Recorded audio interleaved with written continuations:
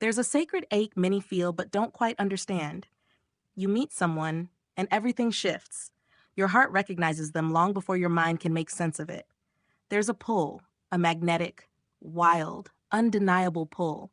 The way they look at you, the way time folds when you're near them, it's more than love. It's like your soul suddenly remembers something it had buried for lifetimes. This is the beginning of what most call the twin flame journey. But while many talk about the bliss, the intensity, the signs, and the chases, there's another side to this connection, a deeper, more complex, and painful side. It's the part no one really wants to admit. And it's this. Sometimes, even after all the synchronicities, the shared dreams, the spiritual signs, and the deep knowing in your bones, your twin flame chooses not to walk this path with you. They leave. Or you leave. And it's not temporary. Sometimes, they reject the connection forever. Not in a dramatic movie type way, but in a quiet, soul-wrenching, silent door closing that echoes in every part of your being. And you're left wondering, how could something that felt so divine, so real, so written in the stars, be abandoned like that? Let's go into it. Let's really open this up and explore why some twin flames reject each other, not just for a season, but for good. Because understanding the why brings healing, and through that healing comes peace. Number 1, unhealed trauma feels safer in separation. Let's be honest, twin flame connections don't walk in quietly. They crash into your life like a storm and stir up everything you've buried. Old wounds, childhood pain, abandonment fears, shame, grief, the belief that you're not worthy of love. All of it comes bubbling up like it's been waiting for this very moment to rise to the surface. And not just for you, but for them too. The thing is, when two souls mirror each other this intensely, they don't just reflect the light, they reflect the shadows. Everything you've tried to hide gets exposed. The connection becomes like a spiritual mirror, showing you exactly where you need healing, but in a way that feels raw, vulnerable, and at times unbearable. Some people aren't ready for that. It's not because they don't love you. It's because they can't face themselves. Staying with you means staying in front of that mirror. And if someone's trauma has convinced them they're unlovable, unsafe, or doomed to hurt others, they'll run. Not because the connection isn't real, but because they believe they're not enough for it. Sometimes separation feels safer than healing. So they push you away, block you, pretend it meant nothing. They might even try to replace you. But what they're really doing is trying to escape themselves. And for some, that escape becomes permanent. Number 2, ego wins over soul. There's a constant tug of war happening on this path, the soul versus the ego. The soul knows this is love. It recognizes the truth of the connection instantly. But the ego? The ego doesn't care about truth. It wants comfort, control, and protection. Now, when the soul gets activated through a twin flame meeting, it often starts pulling you toward growth, toward surrender, toward things that scare the ego. And this is where the trouble begins. If the ego has a tight grip, if someone's sense of self is built on status, image, past wounds, or fear of vulnerability, then this kind of spiritual love will feel threatening. It doesn't play by the ego's rules. It breaks them. The ego says, stay safe, stay in control, don't get hurt again. The soul says, open, trust, be transformed. And if someone isn't ready to let go of their ego's grip, even just a little, they'll reject the connection. They'll label it toxic, unrealistic, too much. And instead, they'll return to what's familiar, even if it's unfulfilling. It's not that they don't feel the bond.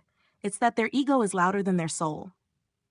And if they keep feeding the ego, year after year, lifetime after lifetime, they can reject the connection entirely. Not out of malice, but out of fear masquerading as logic. Number 3, timing doesn't always align. This one hurts because it feels so unfair. You might be spiritually ready, emotionally open, and deeply aware of the connection, but they're not. Not yet. Maybe they're still chasing external success. Maybe they're stuck in another relationship. Maybe they haven't even begun their awakening. Whatever the case, you're in different chapters of your soul's evolution. It's like trying to read the same page in a book when one person is just opening the cover. And while we all love to believe that love conquers all, the truth is, timing matters. Readiness matters. If someone meets their twin flame before they've done even a little healing, the connection will overwhelm them. It'll feel like too much, too soon, too fast. so they'll back off, or ghost, or deny anything ever happened. And in some cases, they'll never come back. Because life keeps moving. People keep evolving in their own way. And sometimes, if too much time passes and too much distance builds, the window for reunion can close in this lifetime. It doesn't mean the connection is gone. It means this life wasn't the one meant for union. A bitter pill, I know, but also a gentle invitation to accept what is while still honoring what was. Number 4, karmic contracts take priority. Twin flames aren't always free to be together the moment they meet. That's a tough one to swallow. We like to think destiny would never allow such a divine meeting to be interrupted. But karmic contracts are real, and sometimes your twin is tied up in one. So are you. These contracts aren't punishments. They're soul agreements, unfinished business from other lives or deeply embedded lessons meant to be experienced in this one.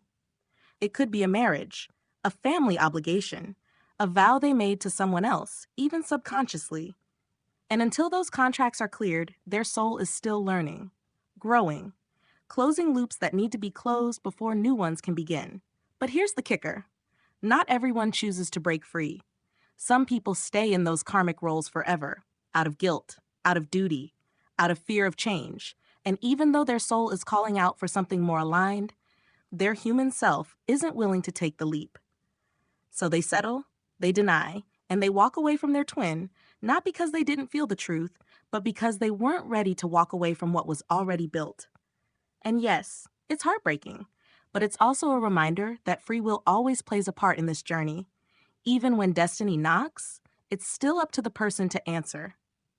Number 5, the connection gets misunderstood. This point is often overlooked, but it's one of the most powerful reasons twin flames reject each other. They simply don't understand what they're experiencing. To one person, it's clearly something spiritual, transformational, sacred. To the other, it feels like chaos, confusion, obsession, or even emotional overload. Why? Because this kind of connection doesn't fit into normal relationship boxes. There's no rule book for it.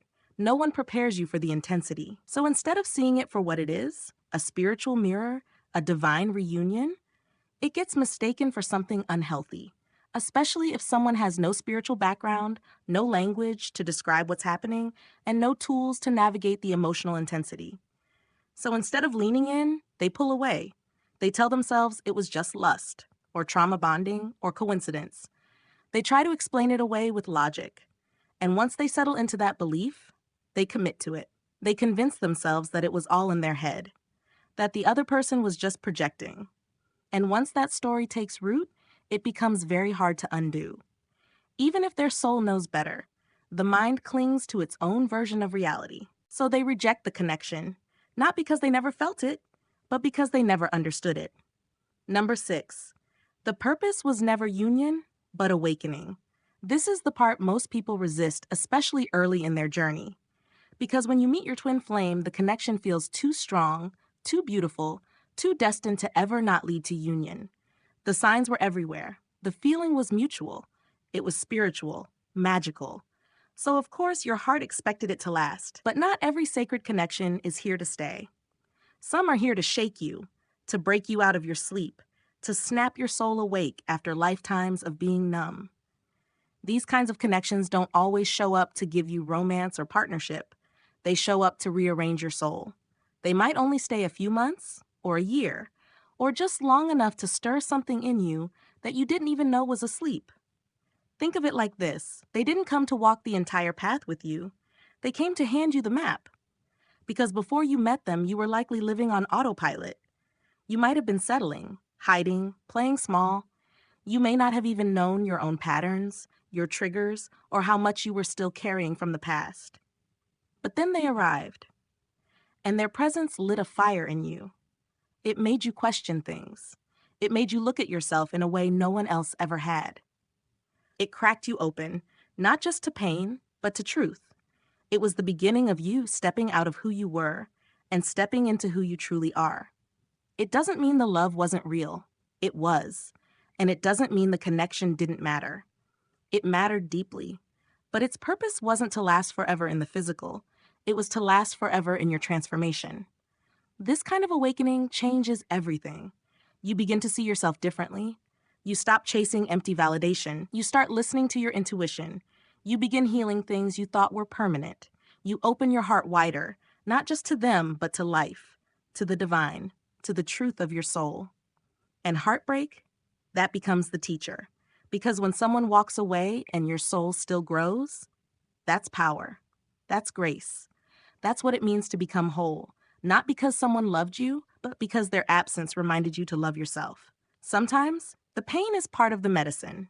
And maybe, just maybe, if they had stayed, you never would have grown this much. You would have held on to the comfort, the chemistry, the fantasy.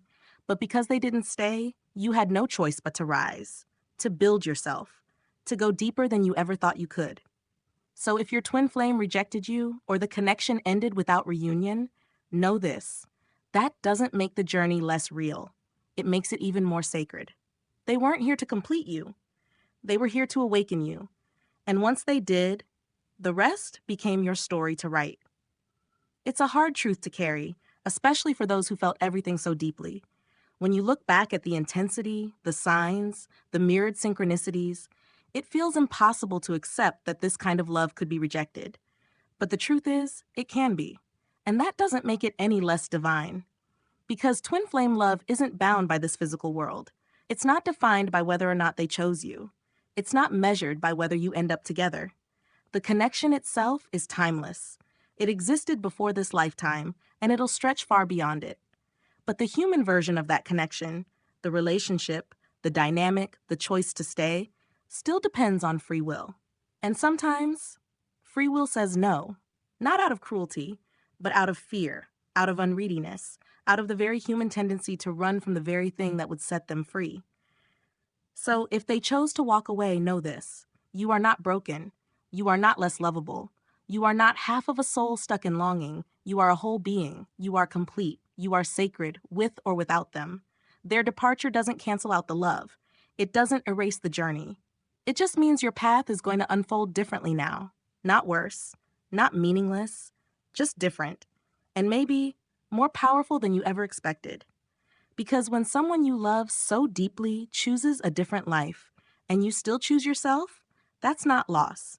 That's liberation. That's a soul remembering its own worth, even after being cracked wide open. So bless the door they closed, not because you didn't want them to stay, but because you stayed with you. You kept walking, you kept healing, you kept your heart open to life, even when it hurt. And that's the reunion that matters most. The reunion with your own soul.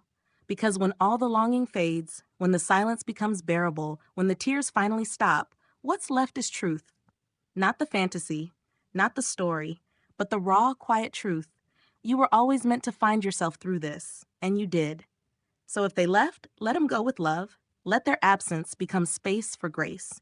Let their silence teach you how to hear your own voice more clearly. And if they chose a different life, then choose yours. Fully, wildly, unapologetically. Because this journey was never just about finding them. It was about finding you. And now, you've arrived. Take a deep breath with me. You're here. You've come so far. Through the heartbreak, through the searching, through the questions that never had clear answers. And even though it wasn't the story you hoped for, it's still beautiful. It's still sacred. It still matters because you matter. And your light, the one they helped you find, that light will never go out. So keep walking. You're not behind. You're not alone. You're not lost. You're becoming. And your soul knows exactly where it's going.